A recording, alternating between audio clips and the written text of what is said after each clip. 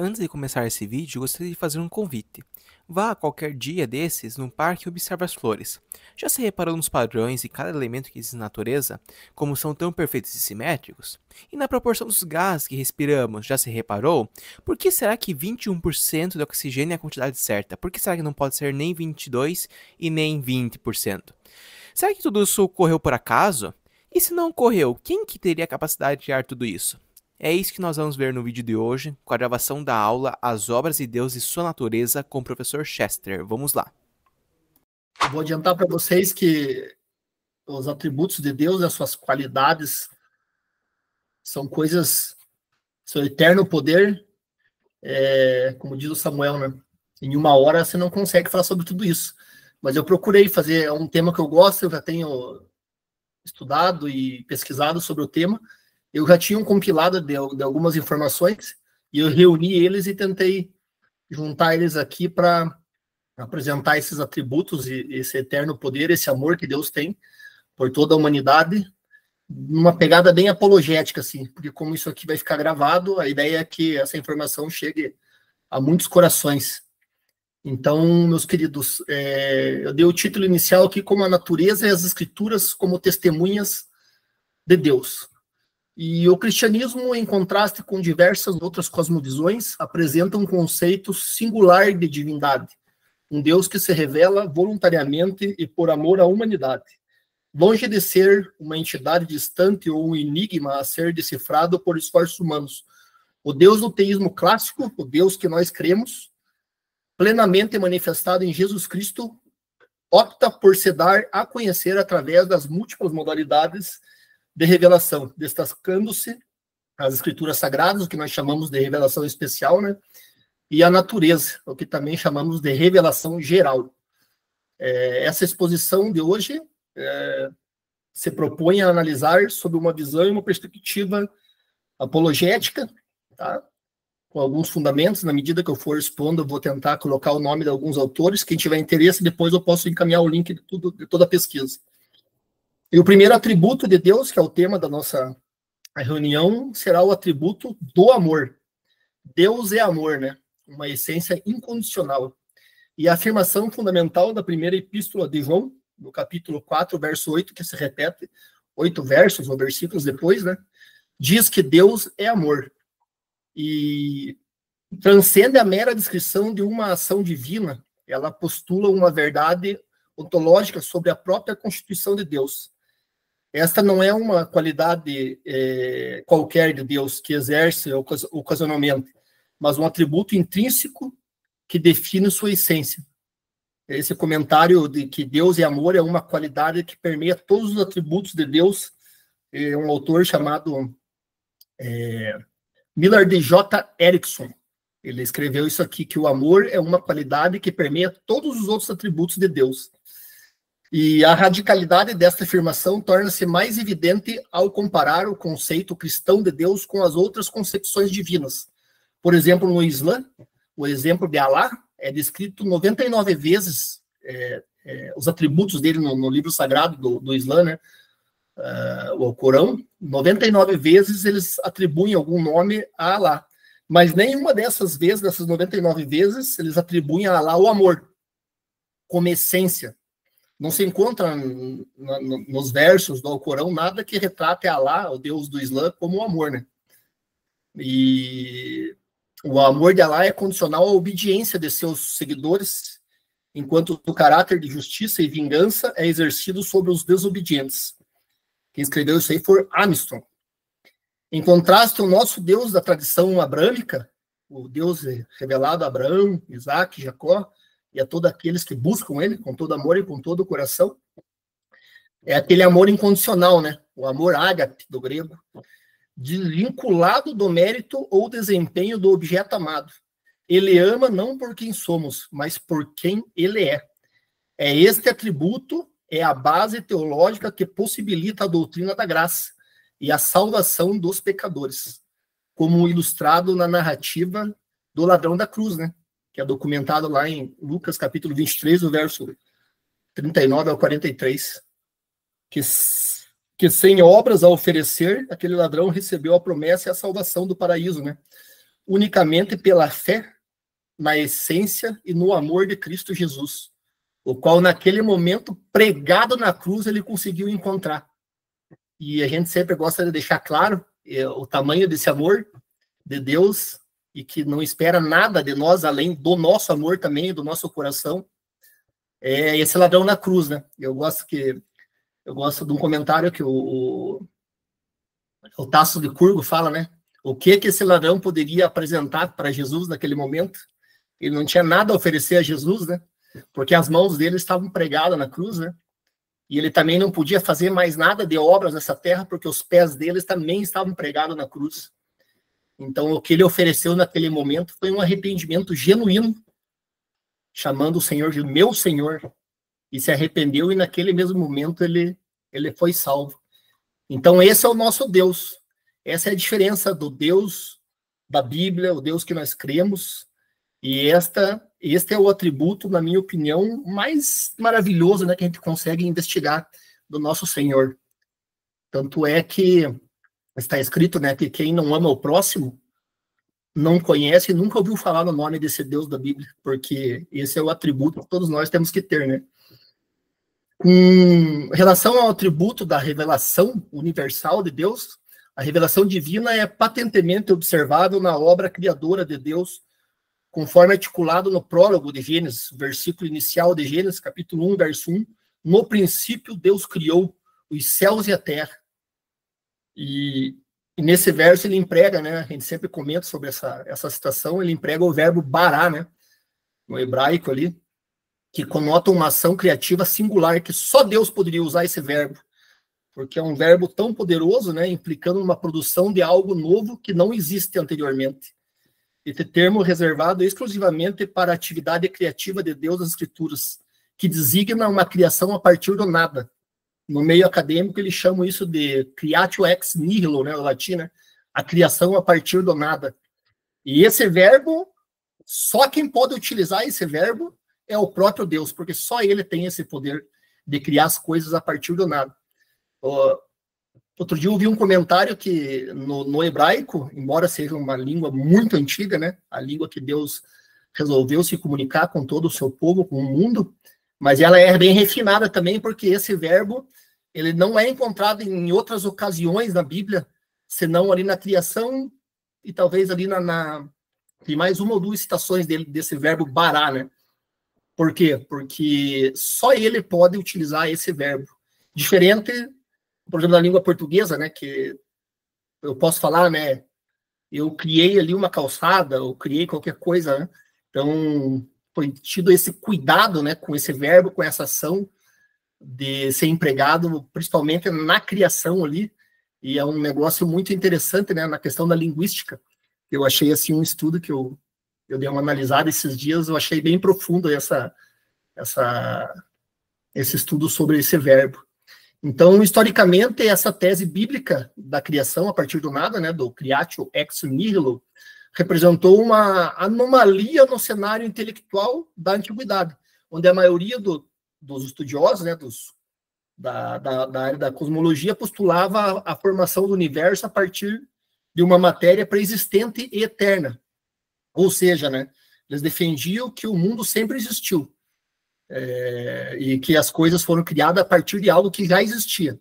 Dentro da filosofia platônica, né, eles tinham lá aquele demiurgo, um deus lá platônico, deus grego lá, que eles acreditavam que criou todas as coisas, né, a partir do que já existia, né?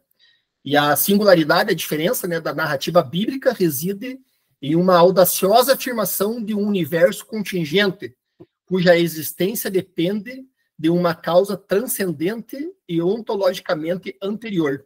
Contingente, né? Bem lembrando, né? É batido continência, né? Lá no militarismo, né? O criador e autor, consumador de todas as coisas, porque é muito profundo mesmo. A relevância apologética da criação a partir do nada ganhou um ímpeto significativo a partir do século XX, com o avanço da cosmologia física. Eu quis fazer aqui um parênteses aqui, porque eu estou usando alguns termos aqui que nós todos não somos acostumados, né? Inclusive eu a estar utilizando, mas por amor ao próximo, é aqueles que vão ainda acessar esse vídeo mais tarde, essa cosmologia física que é citada aqui, É a área da cosmologia física, é um ramo da ciência que estuda a origem, a evolução, a estrutura e destino do universo aplicando as leis da física. Ela investiga desde as menores partículas subatômicas até as maiores estruturas cósmicas utilizadas.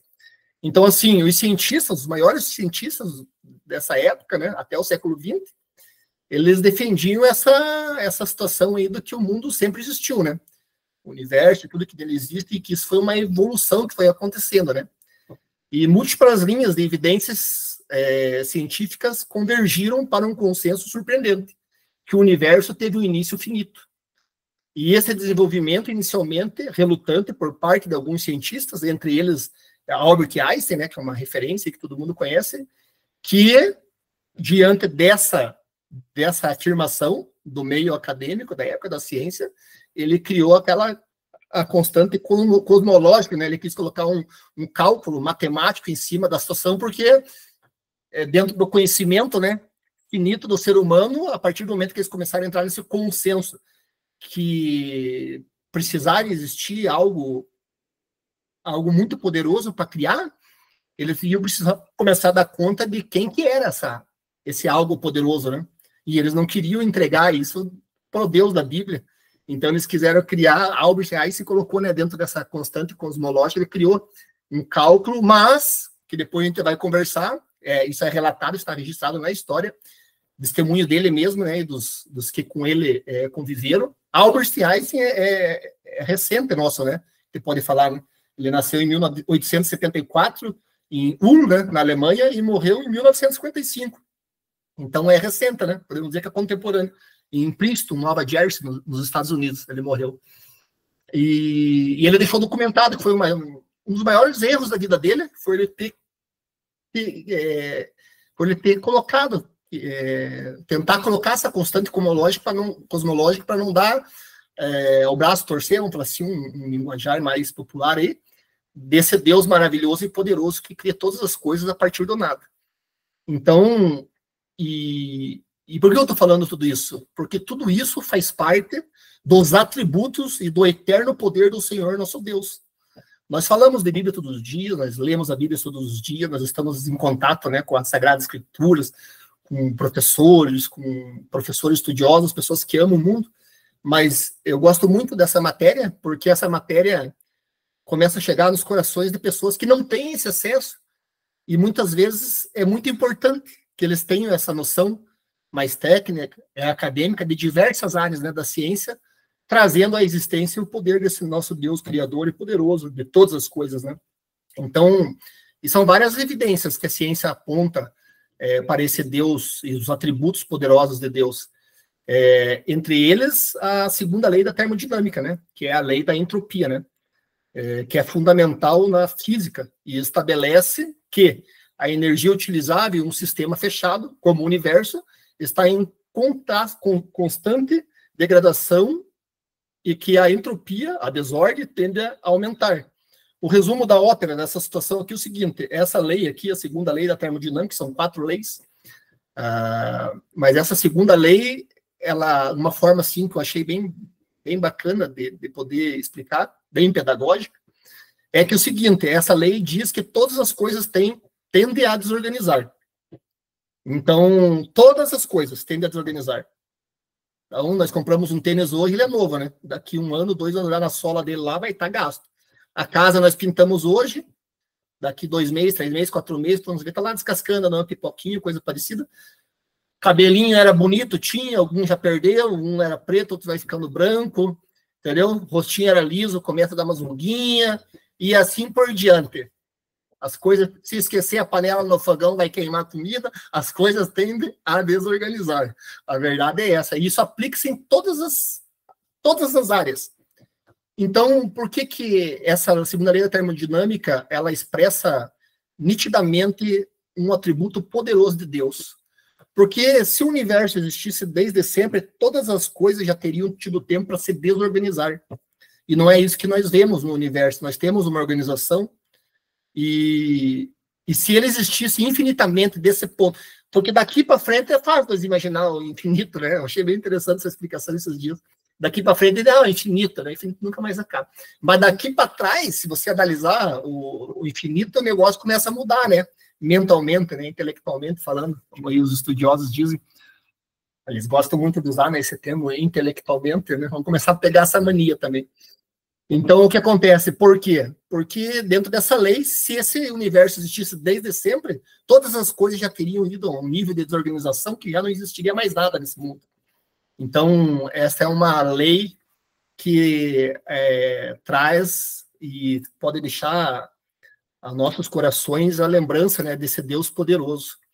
Outra situação também que eu achei bem bacana foi a situação do telescópio Hubble, né, na área da astronomia aí, e as observações, né, de Edwin Hubble, né, que é o nome do cidadão, uma homenagem a ele, na década de 1920, que revelou, quando foi lançado o telescópio Hubble, eles observando, né, no meio científico, eles começaram a observar as galáxias e começaram a observar que, dentro daquela visão que eles tinham do telescópio Hubble, surgia uma imagem nas lentes. Também eu busquei trazer uma informação assim, bem pedagógica, bem simples, para todo mundo entender, porque é difícil para mim entender também isso aí, porque eu tenho que estar estudando constantemente, mas eles chamam de redshift, ou seja, um desvio para o vermelho. O que eles assim, entendem que eu consegui para passar assim para os irmãos e para quem for assistir depois isso aqui? Que olhando pelas lentes do telescópio Hubble, quando eles observavam a galáxia, algumas galáxias emitiam um certo tom de luz nas lentes e algumas outras eles traziam essa tonalidade, esse desvio para o vermelho. E eles chegaram a uma conclusão, logicamente, com muito estudo, né? Com a ciência, NASA e tudo que existe melhor no mundo acadêmico nessa área, eles chegaram a uma conclusão, que eu não trago aqui quais são essas conclusões, essas evidências, mas quem quiser se aprofundar, é só buscar sobre a verdade do redshift, né? Redshift, o desvio para o vermelho, que quando eles encontravam essas manchas nas imagens, eles conseguiram chegar à conclusão que era porque eles estavam enxergando o quê? Num ponto do espaço e da galáxia que elas estavam se afastando uma das outras. Então, se elas estavam se afastando, é porque em algum momento elas estavam perto uma das outras, né? E isso denota o quê? Uma criação. Um evento principal que fez com que todas as coisas viessem a existir num ponto único e todos juntos naquele momento. E essa é uma das evidências na área da astronomia, que eu achei muito interessante. Uma outra situação que demonstra os atributos de Deus e o seu eterno poder é a questão de Penzias e Wilson, né, com a questão da radiação cósmica difunda em micro-ondas, que é conhecido por CMB no mundo acadêmico, né, que é a descoberta acidental por Arno Penzias e Robert Wilson em 1964 de um ruído de fundo uniforme em micro-ondas, que identificava uma radiação remanescente no espaço, que forneceu uma poderosa evidência observacional, né, para a origem do universo. E isso rendeu a eles, tá? Isso foi em 1965, você vê como o negócio é sério.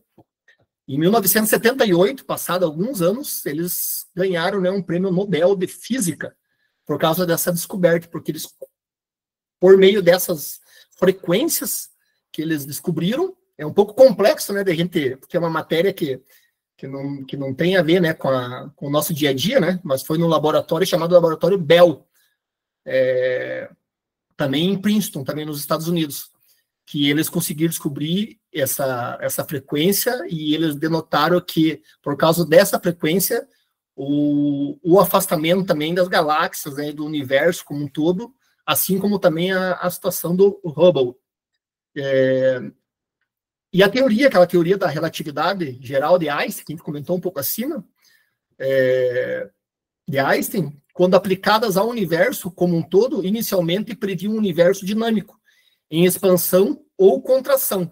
Embora Einstein tenha tentado modificar as suas equações com uma constante cosmológica, como eu já tinha falado para vocês anteriormente, para permitir um universo estático, né? Porque eles não conseguiam conceber toda essa maravilha, eles sendo estudiosos, pesquisadores, a complexidade da vida, eles não queriam dar o braço a torcer, né, desse Deus maravilhoso. Então, eles tentaram criar essa constante aí, mas, como eu falei anteriormente, ele retornou, né, e atribuiu isso como um grande erro da vida dele e ter tentado fazer essa aplicação, né. Observações posteriores e a própria lógica matemática de sua teoria o levaram a reconhecer que o universo, com o início, era uma implicação natural e muito mais inteligente de se pensar, né?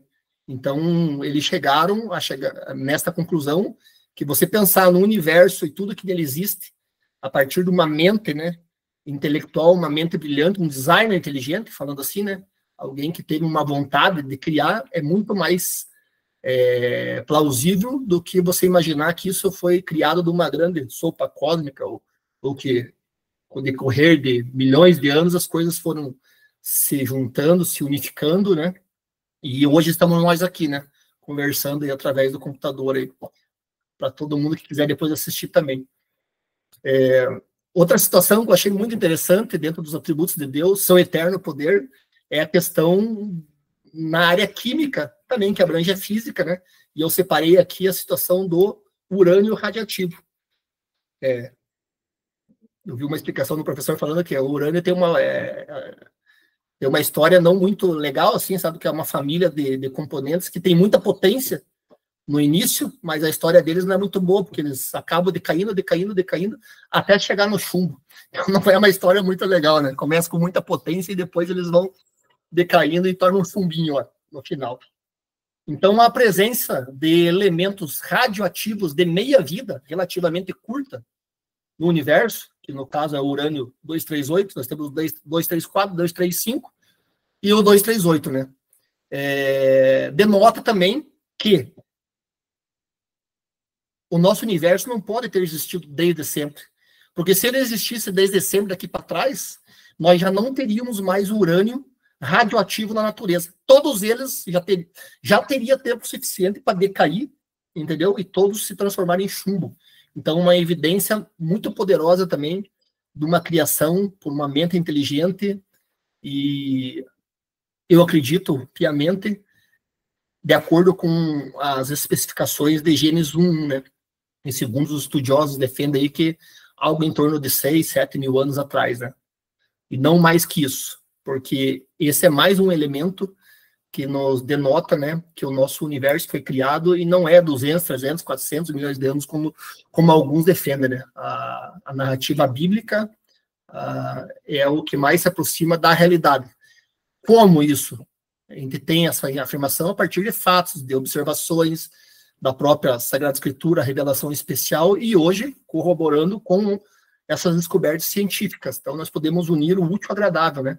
As Sagradas Escrituras com o que hoje existe de mais moderno, né, dentro da ciência. E se o universo teve um início, ele exige uma causa extraordinária, muito potente, inteligência, para atribuir as características desse universo, né? E certos atributos dessa causa são simplesmente surpreendentes. Então, eu achei muito interessante. Eu fiz aqui um pequeno estudo sobre essa situação, sobre esse início, né? Porque se o espaço surgiu com o universo, a causa não pode estar contida no espaço, porque nesse momento o espaço não existia. Então, portanto, isto é algo que tem que ser infinito, né? Ou não espacial. E se o tempo surgiu com o universo, porque o que o pessoal, os estudiosos dizem? Que tudo que existe, as leis da natureza, elas foram criadas junto com o universo. Antes de existir o universo, nada existia, certo? Então, se nada existia, não podia existir o espaço. E também, se a matéria surgiu com o universo, a causa não pode ser material, né? Ela tem que ser imaterial, ou seja, espiritual, né? Alguns defendem que a questão da imaterialidade, o oposto disso é espiritual. Então, ela não pode ser nem espacial e nem imaterial. Ela tem que ser imaterial. E se o tempo surgiu com o universo, a causa deve estar fora do tempo, o que implica uma onisciência, uma capacidade de conhecer o futuro, conforme está relatado em 1 de Pedro, capítulo 1, verso 2, que está escrito: eleitos segundo a presciência de Deus Pai. E essa característica distingue Deus da mera eternidade, no sentido de viver para sempre dentro do tempo. Porque o que acontece dentro desse estudo denota-se que Deus é mais do que infinito. Entendeu? Ele é mais do que infinito. Não é que esse é eterno, Não é muito bom, é um atributo dele, mas ele é mais do que eterno, porque ele é atemporal, ele vive fora desse espaço e desse tempo. Também eu achei uma explicação bem bacana, nós cristãos, né, que cremos, né, que um dia nós estaremos todos no céu, nos braços do Senhor, glorificando e tendo aquela paz que excede o entendimento humano, que nós já temos, mas nós teremos isso em muita potência. Então nós entendemos que nós também, de alguma forma, seremos infinitos daqui para frente. Quando nós partirmos, nós teremos a vida eterna com o Senhor. Então, portanto, seremos infinitos, né? Mas nunca nós teremos esse atributo de atemporalidade de Deus. Porque Deus, no seu eterno, os seus atributos, no seu eterno poder, ele é atemporal. Então, ele transita entre o passado, o presente e o futuro. Entendeu? E esse futuro que nós livremente escolhemos fazer o certo ou o errado, e buscamos acertar todos os dias, mesmo até com nossos pequenos erros, e ele consegue saber isso de presciência, porque ele é atemporal, ele está fora do nosso tempo, né? E além de tudo isso, isso também tem que ser volitivo. A causa é pessoal. A criação, a partir do nada, esse ex nihilo, implica um ato de decisão e vontade. Porque a capacidade de criar a partir do nada e ordenar um universo complexo sugere uma agência pessoal. E por isso que nós dizemos que o nosso Deus ele é vivo e verdadeiro. E ele é o mesmo Deus de ontem, de hoje e de eternidade em eternidade. Assim como os relatos bíblicos deixam claro para nós como a luz do dia. E isso também é uma causa extremamente poderosa. Porque a magnitude da criação e o ajuste fino do universo para a existência da vida demonstra um poder incompreensível.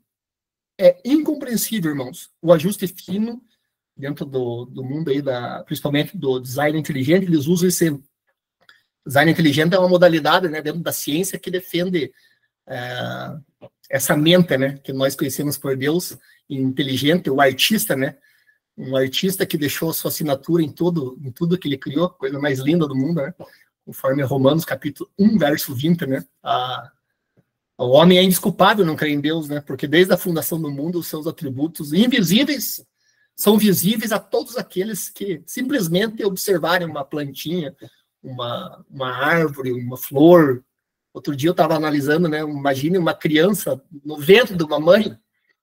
Se você perguntar hoje para qualquer cientista, acadêmico, doutor, mestre, o que for, e perguntar para mim, explique sobre como que um nenê é gerado no útero de uma mãe, século XXI. Como que faz? Aquela explicaçãozinha básica, tem o homem e a mulher, né, se amam, eles juntos, né, o espermatozoide vai no ovário, e dali começa a se juntar, e daí os ossos, e o sistema circulatório, e o sistema nervoso, e os órgãos, e as unhas, e os olhos, o sistema nervoso. Então, assim, esses são os atributos invisíveis de Deus, que são visíveis a todos aqueles que observarem, e não precisa ir longe.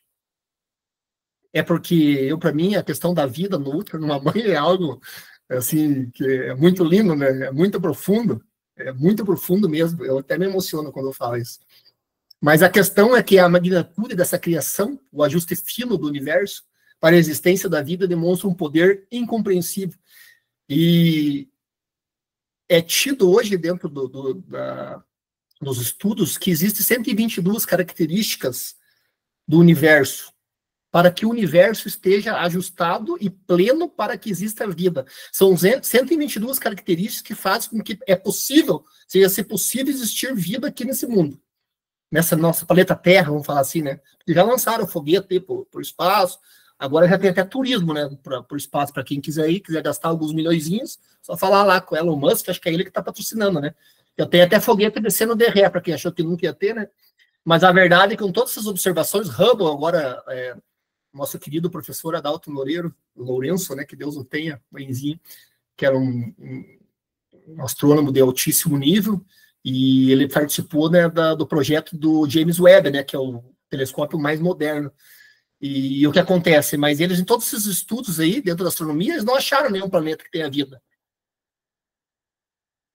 Não se encontra.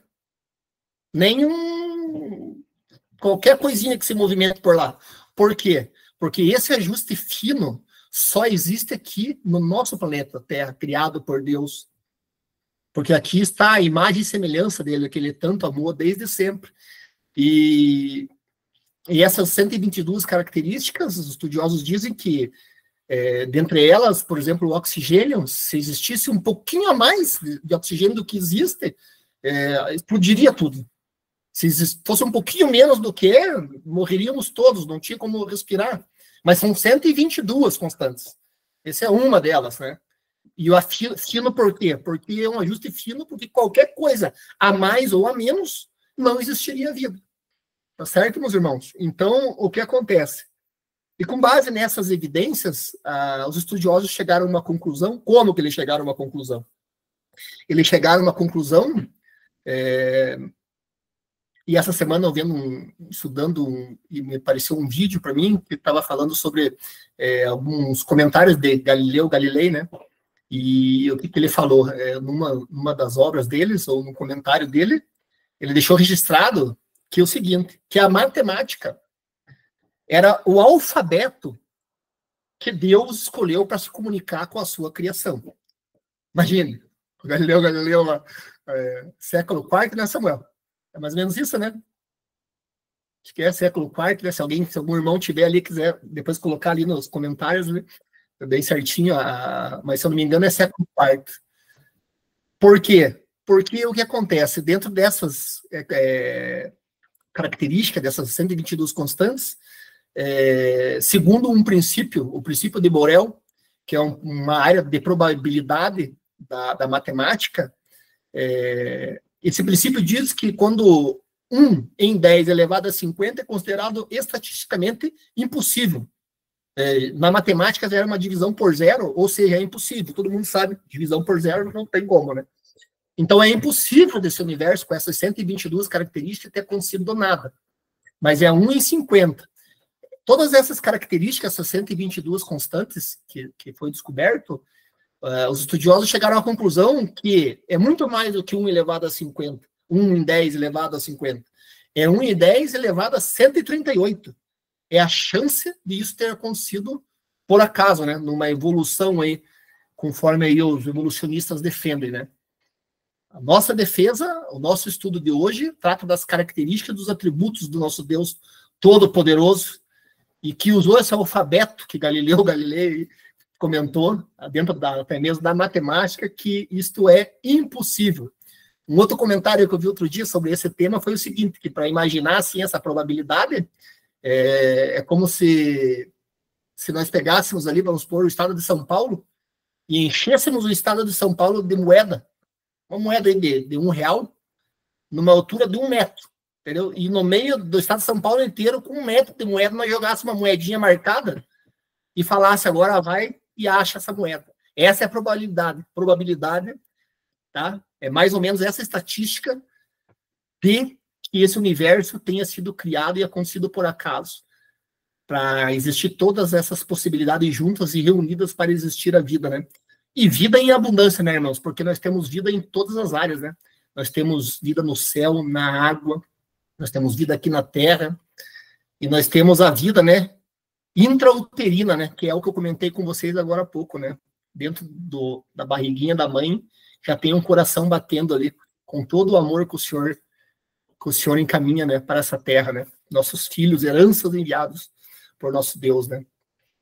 Então, o seguinte, meus queridos, com base aí nessas características, nessa análise das características, nós só podemos chegar a uma conclusão, que o que formou toda essa estrutura do universo e tudo que nele existe só pode ser algo não espacial, algo não imaterial, portanto, espiritual, né? Atemporal, que vive fora desse espaço, desse tempo, ou seja, sobrenatural e pessoal. E com muita vontade de criar essa vida e deixar documentado, né, para todos aqueles que buscarem com todo amor, com todo o coração, possam encontrar, porque isto é exatamente a característica do nosso Deus extremamente poderoso, revelado nas Sagradas Escrituras e também na natureza. Essas são as características do nosso Deus, os atributos. Um outro atributo também, irmãos, que me chamou muita atenção foi a questão A gente sempre comenta, né, que tudo que existe de lindo, belo e verdadeiro na face dessa terra foi criado por Deus. Tudo que existe de lindo, belo e verdadeiro foi criado por Deus. Então, o caráter de Deus como criador é indissociável de sua natureza como artista, E nós vemos isso em Gênesis, após cada ato criativo. Deus pronuncia que, após a sua criação, em Gênesis capítulo 1, verso 31, viu Deus que tudo quanto fizera, e eis que era muito bom. Ele fala no final. O hebraico é tov. Bom, muito bom. Então, e a bondade aqui expressa não é um meramente funcional, mas engloba aspectos éticos, estéticos e metafísicos. Eu achei muito interessante esse estudo. E a interconexão entre bom, que é o que é ético para nós, belo, que é estético, e verdadeiro, que é metafísico, que nós podemos pegar, observar, é um conceito central na teologia clássica e na filosofia cristã. E, veja bem, isso remonta até aos estudos dos gregos, que em Platão, né, vocês vão observar que, se você pegar qualquer literatura da filosofia, vocês vão ver que mesmo esse povo não tendo esse acesso, o que era lindo, belo, da parte da criação, eles deixaram isso tudo registrado, né? Vocês vão ver que eles davam muito atenção, né, para a questão da obra de arte e essas coisas, porque é muito belo mesmo. E eles colocaram isso em esculturas e tal. É verdade que um pouco idolatrava as esculturas, etc. e tal, né? Mas eles registraram isso, porque o que é lindo, belo e verdadeiro foi tudo o nosso Deus maravilhoso que criou. E isso também é registrado, o Samuel comentou agora há pouco, né, sobre Agostinho e Tomás de Aquino. Eles também registram isso em suas obras, né, na Suma Teológica, Tomás de Aquino, etc. e tal. Eles vão tratar desses atributos de Deus, né, fazendo relação do que é bom, belo e verdadeiro. Tudo o que existe de bom, belo e verdadeiro foi criado por nosso Deus. E dentro dessa temática da revelação geral e especial e tudo que Deus criou,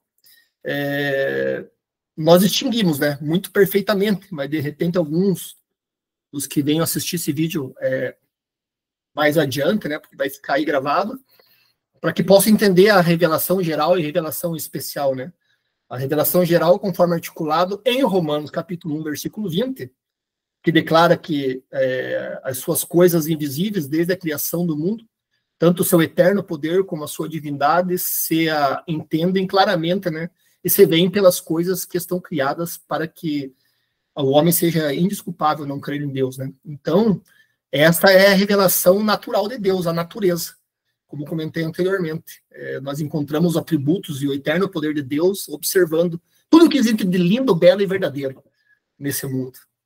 Porque, como eu torno a repetir, tudo que existe de lindo, belo e verdadeiro tem o dedinho do nosso Senhor Todo-Poderoso e Criador de todas as coisas. E essa é a revelação geral da parte de Deus. E a revelação especial, logicamente, são as Sagradas Escrituras. A revelação que pelo meio da qual nós, além de podermos ouvir a palavra de Deus quando nós lemos, como nós podemos ouvir a voz dele no pé do nosso ouvido quando nós estamos meditando nas Sagradas Escrituras, ela também é o caminho da salvação para todos nós, né? Principalmente através do máximo, né, do ápice da sua revelação, que é a pessoa de Jesus Cristo, né, ao qual todos nós entregamos a nossa vida e oramos e pedimos que muitos ainda possam compreender do que nós estamos falando. E, como diz Paulo, né, me fiz de tudo para com todos, para poder ganhar alguém para Cristo. Então, nós falamos de Jesus usando a Bíblia, nós falamos de Jesus falando da ciência, nós falamos de Jesus falando da física, da química, da astronomia, da fisiologia, e nós podemos falar de Deus usando qualquer matéria que existe aí debaixo desse céu, porque Ele é o Criador de todas as coisas. Basta nós termos vontade e dedicação para poder levar esse amor a todos aqueles que precisam receber essa verdade. E eu encontrei aqui, eu tenho gostado muito dessa área da apologética aí, porque você muitas vezes consegue fazer uma abordagem para pessoas e para irmãos que, de tanto enxergarem as coisas do jeito que estão no mundo, e até mesmo daqueles que muitas vezes estão falando o nome de Deus, mas não estão dando um exemplo que condiz, que convirja com a realidade, quando nós abordamos esses assuntos que abordam outras áreas de forma a exemplificar, explicar e dar a razão da nossa fé, né? Nós conseguimos também ganhar muitos para Cristo Jesus, através da verdade, do seu eterno poder, né? Então, o que acontece, irmãos? A salvação nesse contexto não é alcançada pela profundidade do conhecimento intelectual de Deus, mas pela fé em Jesus Cristo, que é a arca que nos salva do julgamento, e é uma analogia bíblica poderosa encontrada ali em 1 Pedro, né, capítulo 3, verso 20 e 21, né, que faz uma referência à arca de Noé como um tipo de prefiguração de Cristo, né? Inclusive ali no capítulo 5, se não me engano, não me lembro se é 5:2 ou 2:5 de segunda de Pedro, ali, segunda Pedro, ele diz, né, que como Noé como o primeiro pregador, né? Porque Noé falava, né? O que Noé falava quando ele saía catar as madeirinhas lá para construir a arca? Ele falava: arrependam-se, né? Vão se arrependendo, porque Deus há de julgar, né? O pecado do mundo. E se vocês se arrependerem, vocês venham para a arca, que nós vamos salvar vocês do julgamento do pecado do mundo. E vocês venham para a arca, porque o resultado não vai ser bom, né? E o relato bíblico diz que apenas 8 pessoas se salvaram, né, daquela época, que são Noé e os seus filhos, né, suas noras, mulheres e seus filhos. Fazendo uma analogia a Jesus Cristo, estudiosos dizem que isso é uma analogia a Jesus Cristo, que hoje é a nossa grande arca, né? Então, todos nós devemos adentrar, né, a esse amor encontrado por Cristo Jesus, para sermos salvos do julgamento do pecado do mundo que o Senhor vai fazer. E alguns já defendem que já está fazendo de certa forma, porque vocês vejam que a perseguição aumenta, muita coisa errada, muita tristeza com as crianças, com os idosos no mundo, mas você também consegue enxergar no meio de tudo isso aí pessoas que estão entregando a vida porque eles já encontraram essa arca e esse amor. E não trocam por nada, né? Eles não pulam de dentro desse barco aí. Inclusive, ontem eu estava vendo um vídeo de um cidadão ali na internet, que ele falou que esse mês de julho foi um mês muito triste aí, né, pro mês de junho, estamos entrando no mês de julho agora, né?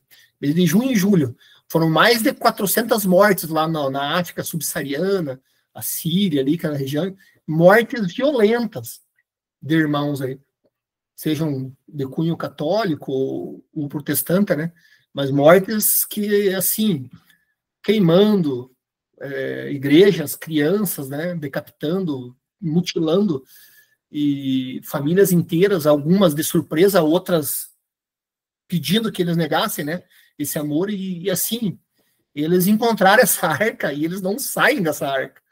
Então, esse é o eterno poder, os atributos de Deus. As pessoas às vezes enxergam de forma diferente, né, algumas situações, mas o que nos traz a esperança e a fé e o amor de que o Senhor está agindo em meio a todas essas situações, evidentemente que o que traz para nós a esperança? Porque às vezes as pessoas vão falar: tá, mas esse Deus aí maravilhoso, de amor, cheio de amor, aí, por que deixa acontecer esse tipo de coisa, né? Com essas crianças, com essas pessoas nesse mundo inteiro. Aí a gente sempre precisa lembrar da situação, dessa atemporalidade de Deus e da promessa que ele nos deu desse infinito ao lado dele. Porque nós pensamos assim, porque nós muitas vezes fixamos a nossa mente aqui na Terra, né? Nessa vida finita, né? Mas se nós enxergarmos com a lente que o Senhor nos deixou através da revelação dele, nós vamos perceber que essa vida é verdadeira, existe essa vida eterna ao lado dele, e logicamente nós devemos nos compadecer, orar e continuar sendo exemplo para o mundo, né, para que isso não aconteça. mas também não deixar que os nossos corações se entristeçam, assim, de forma a enxergar isso aí como uma maldade extrema no mundo, porque nós sabemos, a verdade, né, irmãos, que todas essas pessoas que têm sofrido, essas crianças, esses povos, eles estão num lugar bem melhor do que nós, porque eles estão nos braços do Senhor. Agora, logicamente que, com base nas evidências, nos fatos, nos estudos, na nossa dedicação em todas as áreas da sociedade, nós devemos aqui, nessa terra, enquanto aqui nós estamos, porque foi aqui que ele resolveu nos colocar aqui, foi aqui que ele resolveu colocar os seus atributos, o seu poder, através da natureza, é aqui que nós temos que fazer a diferença. Porque no céu, na eternidade, onde esperamos que todos nós estejamos um dia, lá está tudo certo, meu amigo. Lá é a glória de Deus. Lá é o ápice da situação. Agora, se nós amamos esse Deus maravilhoso, se nós acreditamos nesses atributos que não são insondáveis, eles são e muito bem sondáveis. Inclusive, isso é bem bacana lá em Deuteronômio, capítulo 29, verso 29, né? Que ele mesmo deixa registrado, né? Que as coisas reveladas nos foram reveladas a nós e a nossos filhos. Agora, as coisas não reveladas, estas pertencem ao Senhor nosso Deus. Então, esse negócio aí de que você não pode, eu não consigo compreender Deus, porque... Não, isso não tem fundamentação bíblica para isso. Porque está aí. E vou falar para vocês, a Bíblia, ela é maravilhosa e eu sou testemunha, né, disso aí. Vocês também que me conhecem, ela transforma e transforma com força. Porque você começa a adentrar a caminhos que você nunca imaginou, né? A avançar, né? Como eu estou falando com vocês hoje, de tantas áreas aí, né? Da física, da química, da biologia, da astronomia, logicamente sempre, né, se baseando, né, nos fatos aí de grandes estudiosos aí, pessoas que acreditam nessa revelação, tanto na especial como na natural, mas nós cremos não no que somente pela fé, no sentido das coisas que não se vê, mas que se esperam. A nossa fé é diferente das demais fés que existem no mundo. A nossa fé, ela se embasa na verdade.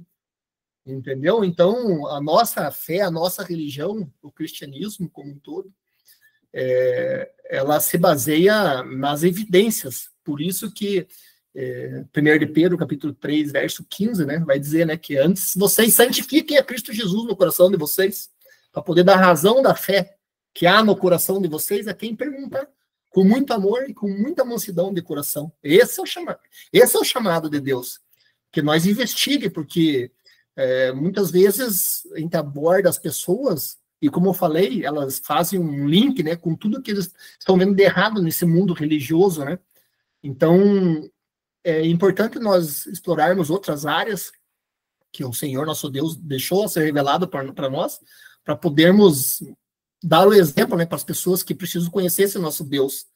E elas vão despertar interesse. E elas vão começar a enxergar as Sagradas Escrituras daí como algo diferente. Porque como elas não conhecem a verdade ainda, elas não conhecem a Cristo, nosso Senhor e Salvador, o que transforma todo aquele que crê nele em novo ser e nova criatura, como Paulo falou, nós precisamos anunciar, como dizia, né, como disse, né, deixou registrado João, né, capítulo 1, verso 29, né, e eis que vem o Cordeiro de Deus, né, para tirar e salvar todo esse mundo. E é isso que nós precisamos fazer. Nós precisamos imitar, né, esses apóstolos, e como Paulo disse, sejais meus imitadores, como eu também fui de Cristo.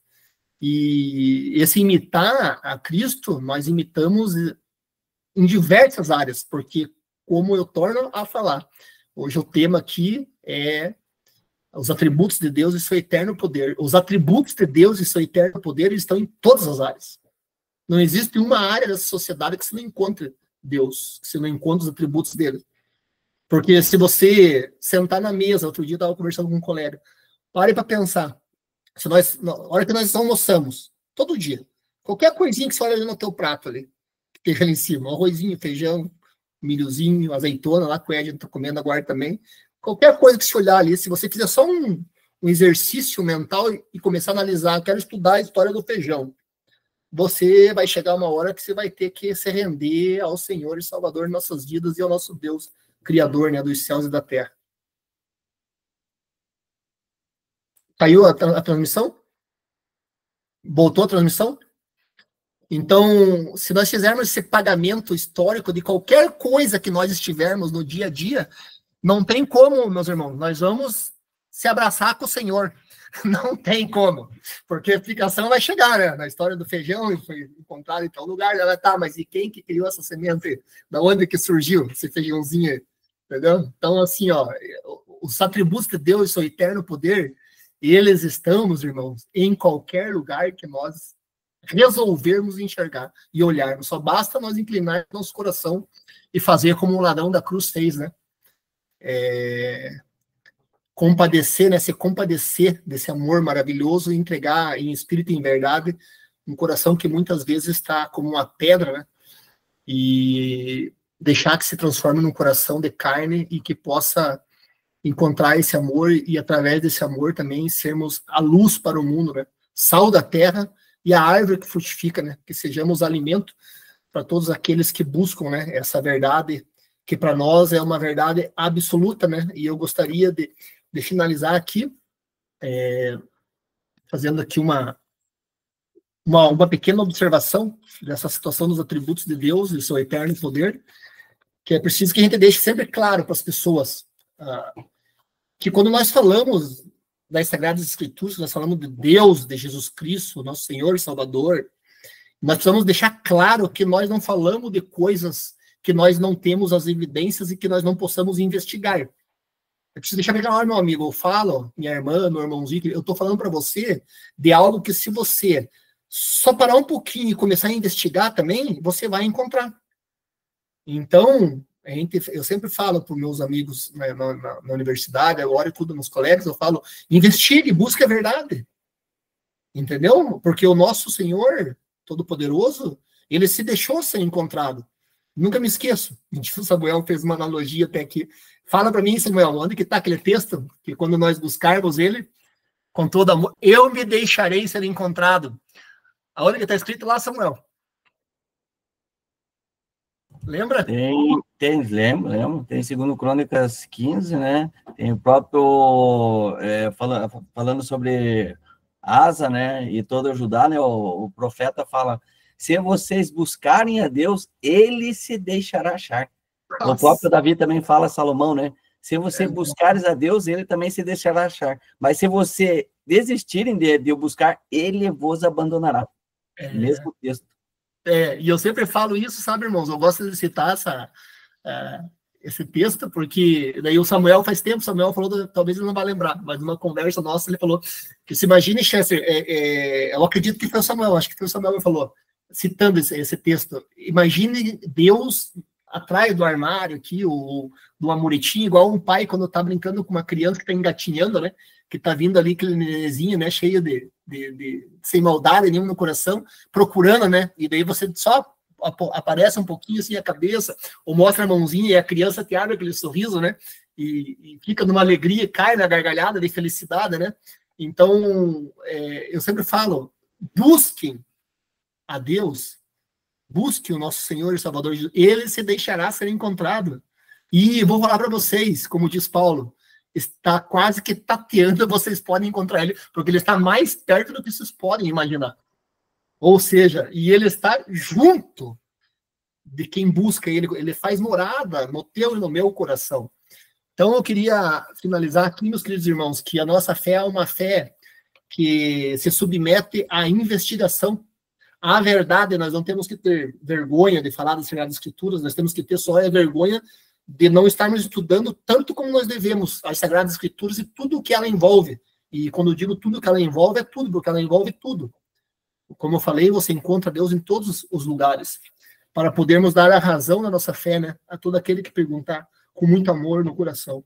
Aí é o seguinte, meus irmãos, eu acabei de ler esse livro aqui, acabei de ler não, já li faz alguns dias, estou lendo de volta, que é essa obra aqui, ó, Biblioquímica, tá? É uma obra aqui num PhD aqui de Química, do Dr.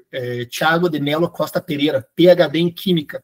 Aí eu achei muito interessante aqui que na contracapa do livro dele, eu quero encerrar com essa situação aqui, ele fez uma citação de Louis Pasteur, que é conhecido como o pai da microbiologia. E aí é o seguinte, o que Pasteur deixou registrado aqui.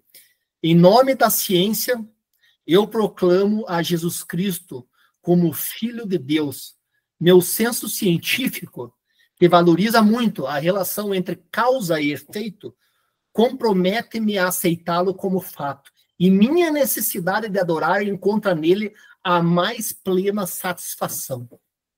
Vocês imaginem o tamanho da declaração. Você sabe, né, irmãos? Esse Lewis Pasteur aqui foi um cidadão que, tem outro dia também um estudioso, logicamente, da área, aí, a doutora Renata, a esposa do Samuel, vai entender bem ainda como falar, né? Ele falou, olha, esse cidadão, com um algodãozinho, um álcool e um pedacinho de vidro, ele acabou com toda a história da evolução, né? Porque quando ele criou um ambiente completamente esterilizado, né, sem entrada, acabou, né, não teve mais vida, né? Então ali foi comprovado que essa vida que alguns tentam tirar dos atributos de Deus, ela existe e você nem está vendo, porque ela está no ar que respiramos, né? Nós sabemos que quando nós respiramos, quem nos deu esse ar maravilhoso que entra pelos nossas narinas, enche os nossos pulmões, elimina o gás carbônico, encaminha o oxigênio pelo sangue, que encaminha para as células e que nos trazem a vida. Me diga, vamos fazer um pagamento aí histórico aonde que nós vamos encontrar a literatura, a obra que vai nos dar embasamento para atribuir todo esse poder e esse amor, senão ao nosso Senhor e Salvador. Então, meus queridos, nesse Deus Criador Todo-Poderoso que nós encontramos toda a base e toda a complexidade que o ser humano tenta tanto buscar. Só que essa complexidade que ele deixou, inclusive, para que ninguém possa dizer, escrito. Para não falar, não, eu vou escrever para você. Não, ele deixou escrito, registrado, na natureza, na revelação especial e em tudo que nós enxergarmos e pudermos ver e avistar e tocar, nós vamos encontrar o Senhor nosso Deus. Então, meus queridos, queria encerrar aqui para não passar muito da hora. Nosso trato aqui é de 1 horinha, né? Então, eu fico muito agradecido. Como eu falei, essa é um conteúdo, é um tema que eu gosto e que tem ocupado muito a minha mente, inclusive tem outras coisas que eu já separei basicamente nesse tema aí, como a confiabilidade das escrituras, sempre nessa pegada mais apologética e abordando várias situações para poder levar a razão da nossa fé, do amor que existe no nosso coração, né, a todos aqueles que estiverem dispostos de ouvir e assistir, né, o que nós deixamos aqui registrado. Beleza, meus queridos? Espero que esse amor aí que está pulsando no meu coração possa chegar a muitos corações ainda aí, através dessa